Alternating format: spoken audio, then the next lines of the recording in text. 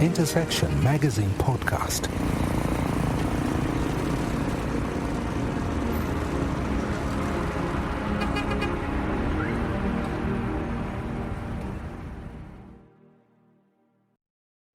Welcome to Intersection Magazine Podcast. On the 14th of December, I attended DevFest 2024. The event was organized by a Google developer group led by Solomon Opio and his team. The event covered quite a number of topics. I suppose the best way to describe it was the theme was artificial intelligence. So I'll highlight some of the key takeaways that I got, as well as the keynote speech, which was given by Elijah Kitaka, and share some ideas about these events in general and how you can benefit from them. I hope you guys enjoy this episode. Thank you for subscribing. As usual, you can collaborate with us on several projects, including featuring on the podcast or having your ad hosted or in the podcast. You could also sponsor an episode or a set of episodes. Well, we'd normally do that in a batch of 12, which is 3 months, where you can sponsor a theme. If you're big in the crypto space, you can sponsor for 3 months, where we cover conversations that interest you, but where you are in the background. So we hope that we can collaborate with you in this area. Thank you for listening, and once again, thank you for subscribing.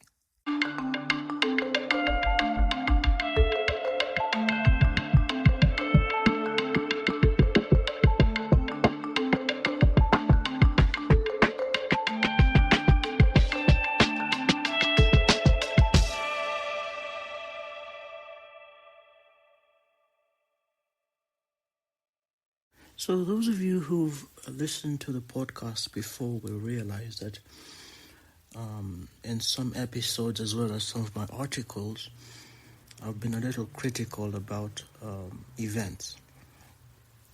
I've attended quite a number of them, and I have the evidence to prove it. But after a while of attending events, you begin to question how much value you're actually getting from these events.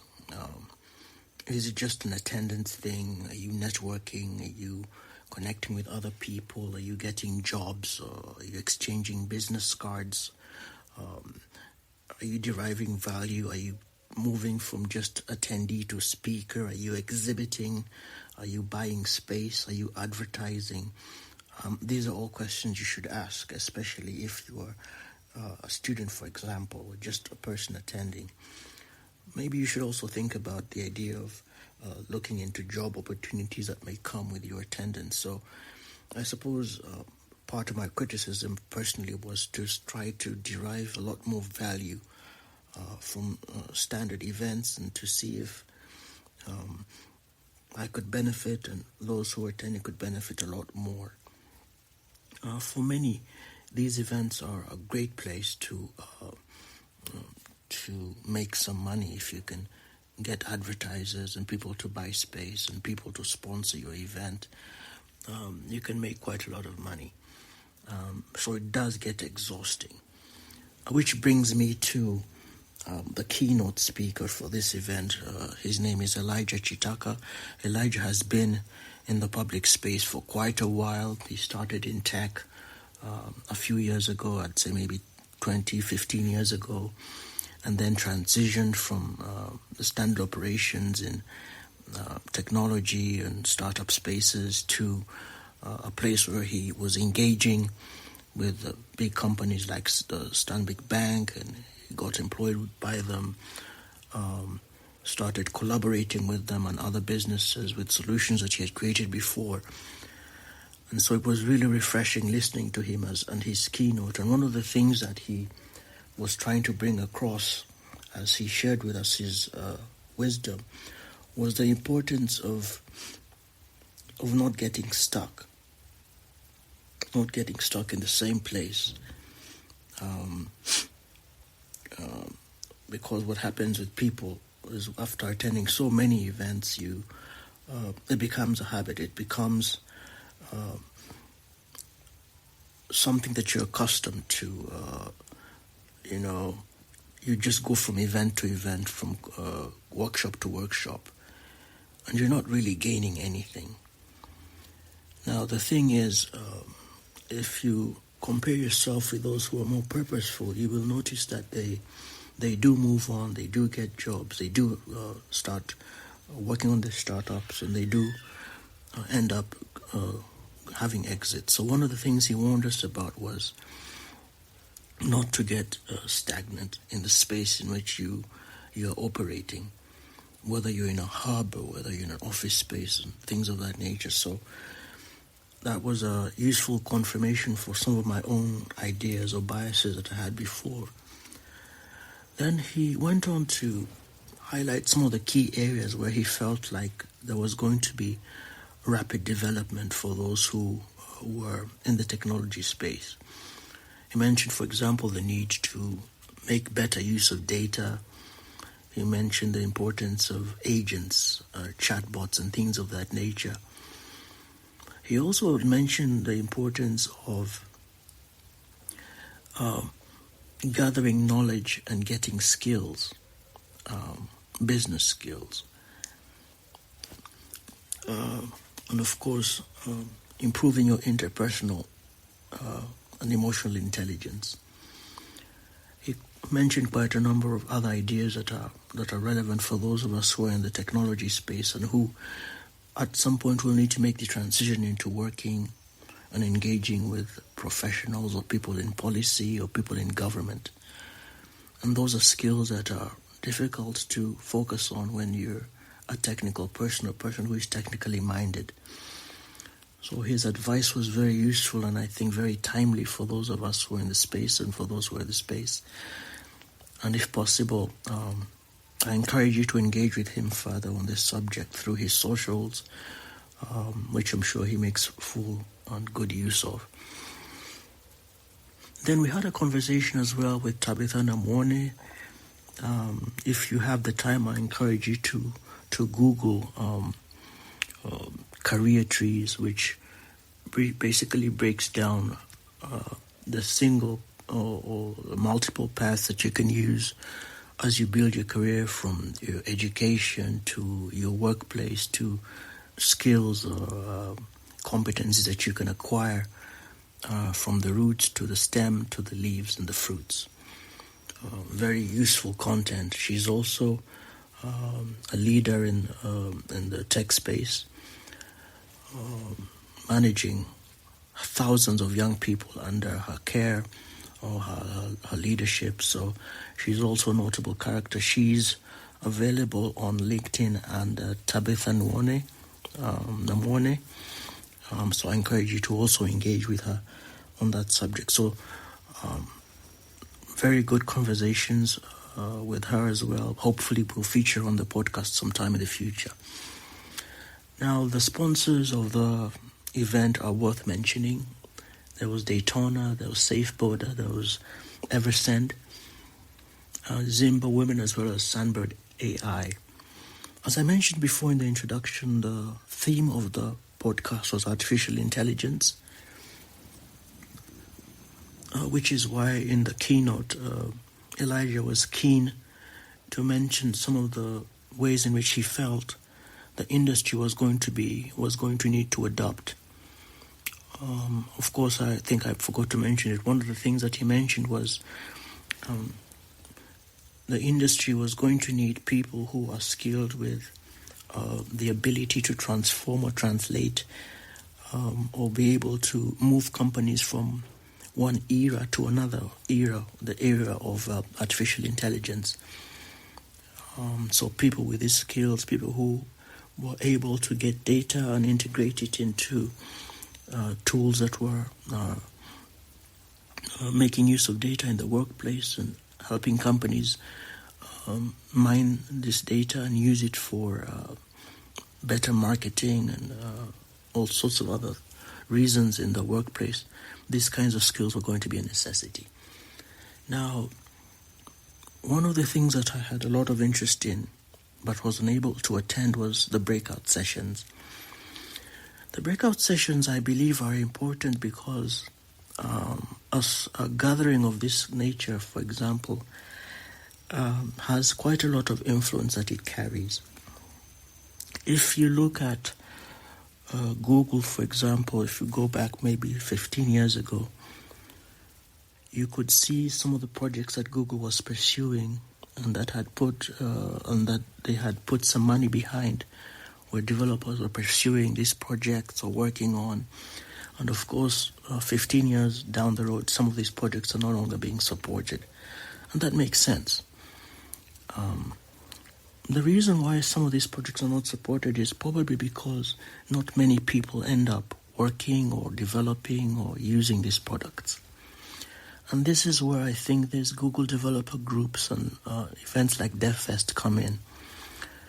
When you have a breakout session where you focus on a particular technology and you have an attendance of about 1,000 people like these guys were able to attract, and they have been attracting probably more over the years. If you can get these young people to focus on those technologies, or at least pay attention to those technologies and start using those technologies and start using those tools, then you can create a cycle of use and attract even more users behind those tools. Let me give you an example. Part of the breakout sessions was one of the speakers, I suppose, was James Moy, who gave a talk on implementing scalable vector search on Vertex AI. Vertex AI, I suppose, is a tool. So vector search, scalable vector search is one of those things that he was talking about. Wesley Campbell spoke about building a skin cancer analyzer using Flask and Gemini API. Collins talked about AI-powered Android user interface, unleashing the magic of Gemini with Jetpack Compose. And this is just a fraction of what was going on with the breakout sessions. Young men or young women who have developed some competency in specific tool sets, giving practical advice in small time chunks to groups of students, which they could use to develop better tools or more tools or create apps which they could later sell. Another section, for example, was Mastering Neural Style Transfer with TensorFlow by Johnson Bryan, Building Ethical AI Dashboards with Angular with Francis Okol, Building an AI Assistant with Internet Computer Protocol, Building the Future of Android, The Power of Diverse Teams, Web Notifications, Simplifying Cloud Management.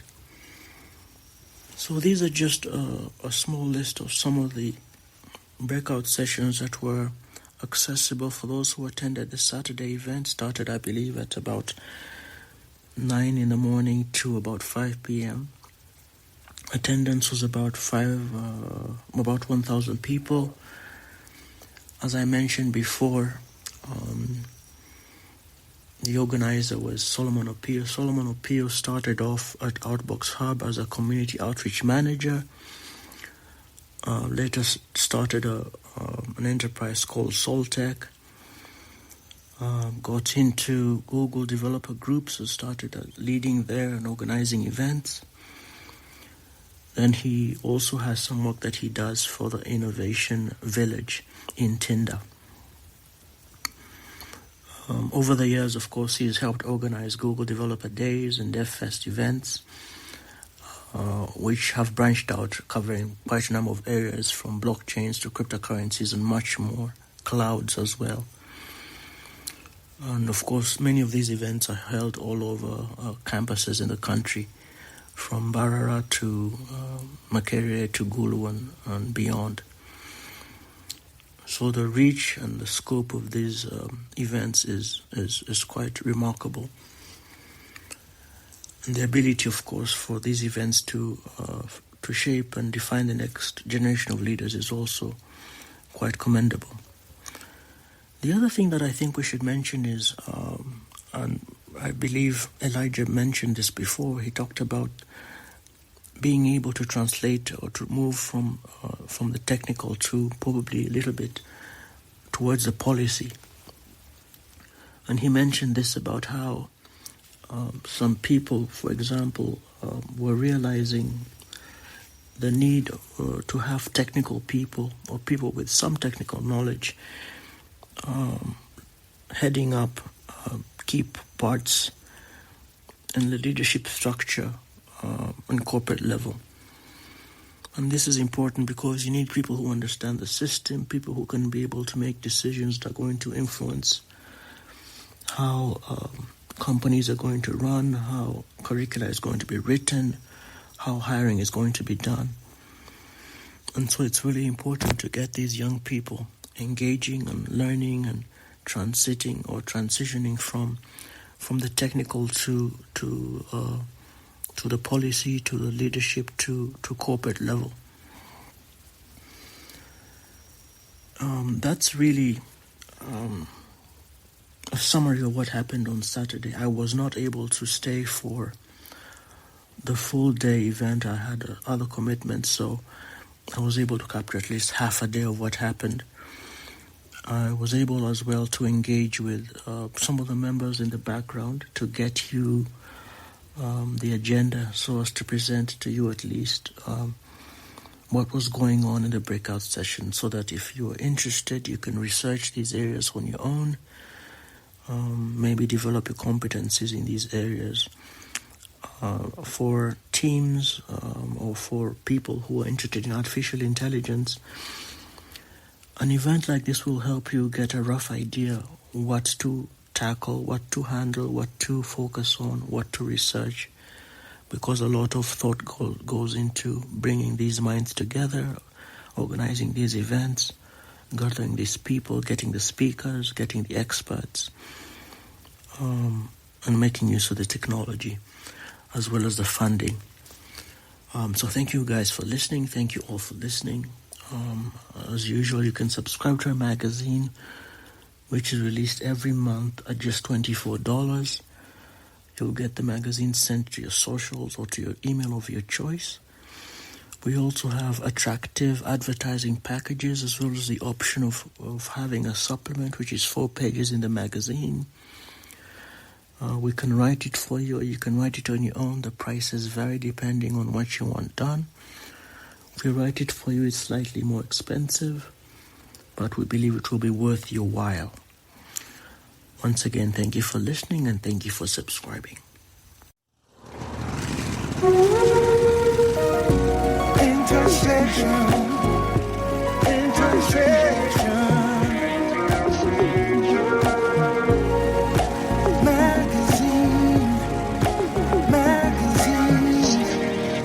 Intersection Magazine Podcast.